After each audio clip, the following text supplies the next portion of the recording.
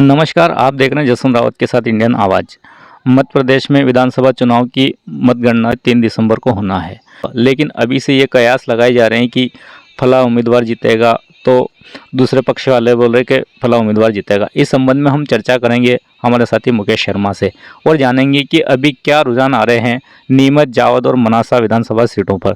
तो सबसे पहले हम बात करेंगे मध्य प्रदेश के सबसे आखिरी विधानसभा क्षेत्र जावद की, कि जावद में क्या माहौल देखने को मिला आपको? वहाँ पर भारतीय जनता पार्टी से ओम प्रकाश सकलेचा मैदान में थे, तो वहीं कांग्रेस ने समंदर पटेल को मैदान में उतारा था। तो भारतीय जनता पार्टी के एक कार्यकर्ता पूरणमल अहिर बगावत करके चुनाव मैदान में उतरे हैं।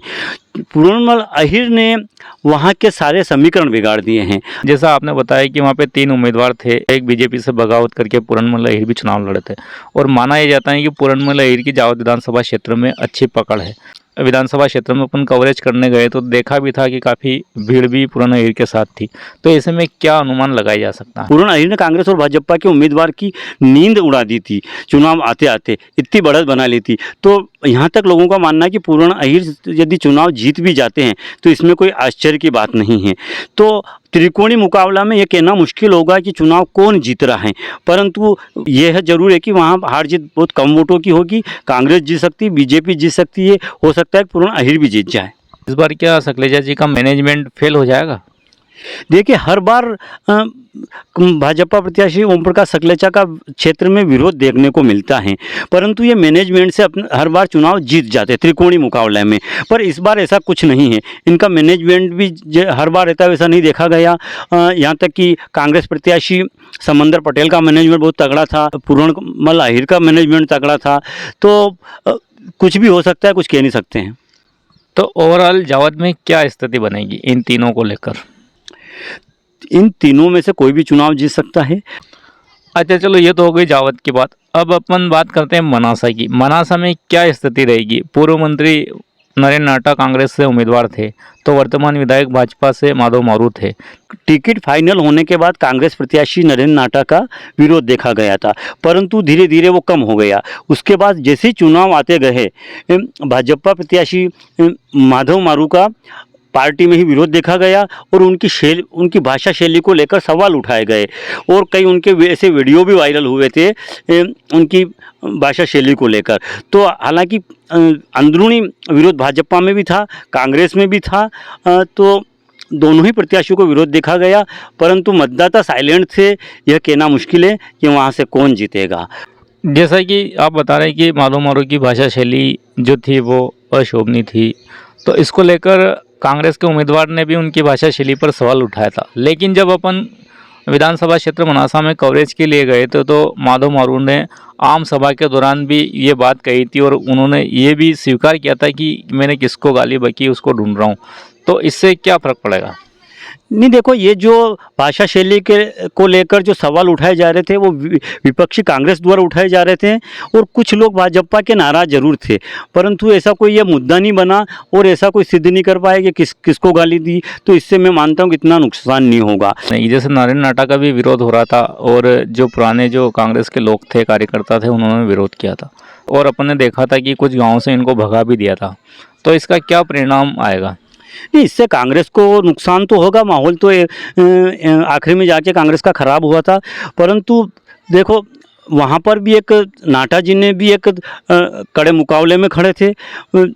तो यह कहना तो मुश्किल है कि कौन जीतेगा। वहाँ पे भी टक्कर बराबर की थी, दोनों में से कोई भी जीत सकता है। चलो, अब अपन बात करते हैं नीमच विधानसभा क्षेत्र की। नीमच विधानसभा क्षेत्र में कांग्रेस ने उमराव सिंह गुर्जर को टिकट दिया था। उमराव सिंह गुर्जर जो है ग्रामीण परिवेश से आते हैं और मंडी जनपद जैसे कई पदों पर रहे और इनकी ग्रामीण क्षेत्र में अच्छी पकड़ मानी जाती है। तो वहीं दिलीप सिंह परिहार की भी अच्छी छवि मानी जाती है और माना यह जाता है कि दिलीप सिंह परिहार ने किसी का अच्छा नहीं किया तो बुरा भी नहीं किया, जैसा कि उन्होंने अपने एक इंटरव्यू के दौरान भी कहा था। तो नीमच में क्या मानते हो आप?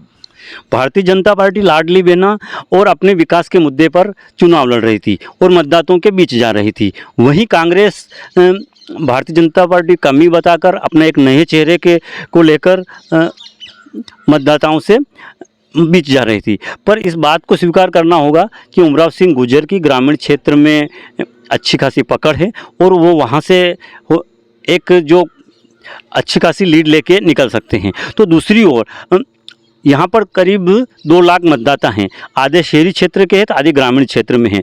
हर बार कांग्रेस ग्रामीण क्षेत्र से जीत जाती है, परंतु शहरी क्षेत्र में एक बहुत बड़ा गड्ढा रहता है, बहुत बड़े मार्जिन से यहाँ से चुनाव हार जाती है। तो इस बार भी ग्रामीण क्षेत्र में तो कांग्रेस का माहौल देखा गया, शहरी क्षेत्र में भारतीय जनता पार्टी का। अब यहाँ से कौन जीतता है वो शहर के ऊपर डिपेंड करता है।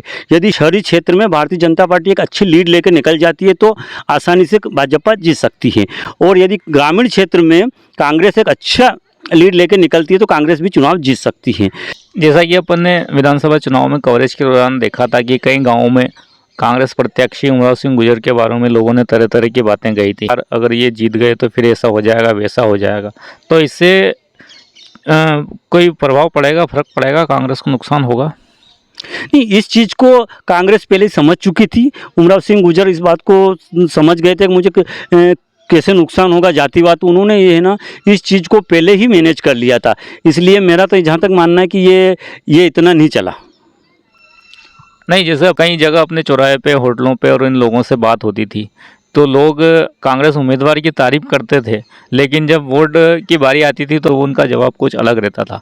तो इससे चुनाव परिणाम तो कुछ तो प्रभावित होगा। देखो, उमराव सिंह गुर्जर पहले जनपद अध्यक्ष भी रहे, मंडी अध्यक्ष भी रहे। उनका कार्यकाल बहुत अच्छा रहा ये तो नहीं कह सकते हैं, परंतु एक सबसे बड़ी बात जातिवाद चलने जैसा एक मुद्दा था। तो जहाँ पर गुर्जर बाहुल्य क्षेत्र है उसके आसपास के जो गांव हैं वहाँ पर कुछ वोट जरूर प्रभावित हुए होंगे। इससे पूरे ग्रामीण क्षेत्र या पूरे विधानसभा क्षेत्र में तो नहीं हुए, परंतु कुछ गाँवों में इसका असर जरूर देखने को मिला। तो आपको क्या लगता है कि उमराव सिंह गुर्जर चुनाव जीत जाएंगे? ये मैं पहले ही बता चुका हूँ कि यदि उमराव सिंह गुर्जर एक अच्छी ग्रामीण क्षेत्र से लीड लेकर निकलते हैं तो चुनाव जीत सकते हैं, वरना शहरी क्षेत्र में तो बीजेपी लीड लेगी। अच्छा, मेरा जो मानना है कि नीमच और मनासा से बीजेपी की जीत संभावित है, लेकिन जावद में त्रिकोणीय मुकाबला है और वहाँ कुछ भी हो सकता है। इस मामले में आपका क्या कहना है? देखो, हार जीत कौन जीतेगा, हार जीत पक्का तो अपन कह नहीं सकते हैं, एक कयास लगा सकते हैं। सही है कि जावद में त्रिकोणीय मुकाबला है, वहाँ कौन जीतेगा कौन हारेगा ये कहना बहुत मुश्किल है। तीनों ही उम्मीदवार एक पावरफुल है, तीनों में से कोई भी सीट निकाल सकता है। ये 3 तारीख को ही फाइनल होगा। और रही बात नीमच और मनासा की, यहाँ पर भी ये स्थिति बनी हुई है। इसमें सबसे बड़ी बात कि मतदाता बिल्कुल साइलेंट था। जो माहौल बना रहे थे, जो कह रहे थे हार जीत, वो सिर्फ है ना कांग्रेस भाजपा के कार्यकर्ता ही कह रहे थे। आम मतदाता ने बिल्कुल साइलेंट मतदान किया। तो बीजेपी यदि चुनाव जीतती है तो मैं तो कहता हूँ कि लाडली बहना और युवाओं के भरोसे ही। तो कुल मिलाकर यही माना जा सकता है कि नीमच की तीनों सीटों पर कड़ा मुकाबला है। बिल्कुल सही। अच्छा, लोग अपन से कई बार पूछते कि तुम गांव में घूमते हो तो कौन जीतेगा कौन हारेगा, तो अपन लोगों को क्या बताएं? देखो, लोगों को तो सब जगह का अलग, ग्रामीण क्षेत्र का अलग है। जहाँ आप यहाँ पर जिसके जो समर्थक कांग्रेस के समर्थक होंगे वो कांग्रेस की बात करेंगे, बीजेपी के समर्थक होंगे वो बीजेपी की बात करेंगे। तो इससे अपन अनुमान नहीं लगा सकते हैं, क्योंकि जो कांग्रेस वाले कांग्रेस की जीत का दावा कर रहे हैं, भाजपा वाले भाजपा की दावा कर रहे हैं।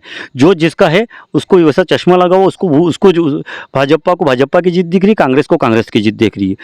पर मेरा तो यही कहना, निष्कर्ष यही है कि कांटे की टक्कर है। तो अब कौन हारेगा कौन जीतेगा इसका फैसला 3 दिसंबर को होगा। तब तक आप देखते रहिए इंडियन आवाज़। जय हिंद, जय भारत।